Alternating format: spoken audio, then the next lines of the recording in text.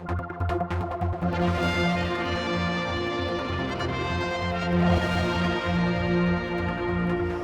down at the headquarters of the Department of Infrastructure here in the old C terminal. I still remember it when this was the restaurant. Great views.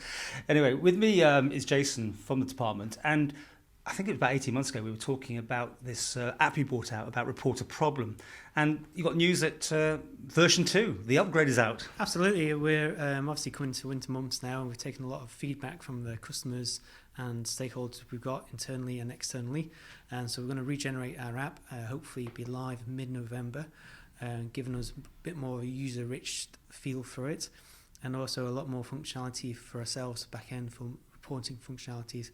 And ultimately what we're trying to do is improve our end-to-end process. So as customers report problems, we can get them to be rectified as quick as possible, really. Explain, I mean, for people who don't remember what it's all about, what this app actually does.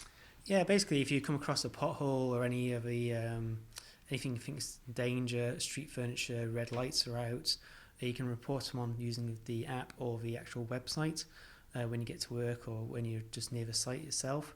And then we can actually get the staff from our department straight onto resolving those problems. And how has it worked out in that first 18 months then? Absolutely amazing. I think during some of certainly the icing periods we've had and the potholes opened up, we were getting something like 50 reports a day on some of the problems. Some of those are duplicated reports, but it's absolutely really good for us to get that priority and the feel for what the public was saying and to get action to that straight away. So that's taking pressure off people just clogging the phone lines or just having a moan in the papers on the radio sort of thing. Absolutely, yeah. I mean, it is the modern equivalence to crowdsourcing. We want to try to get people out there to help us to report their priorities, and obviously the amount of roads we have on the island, we don't know where those problems are on a day-to-day basis. So with people reporting those, we can get action to them straight away. And what differences have been made now in this improvement then? Basically, again, we're just talking about the functionality, the feel for it. Again, 18 months ago was a long time. The technology's moved forwards, certainly with Android and the Apple latest offerings they've brought out. The iPods are a bit more certainly familiar with a lot of people these days. And also, I guess, it's that user feel, touch, and how it looks to them. So we're just trying to get a bit more easiness for that feel for the users.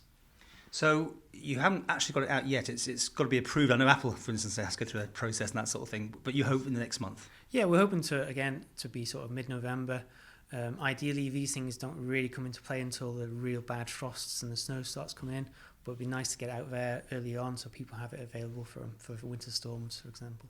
And in the meantime, version 1 is still there. So it's downloadable. And is it free? It is free, absolutely. Again, it's trying to get people to help us to help themselves, really. I know I've reported a problem before and the pothole's been fixed within 2 hours. So it's really impressive. And it's just not because of my name either. So it does work. We've seen some good feedback from customers as well.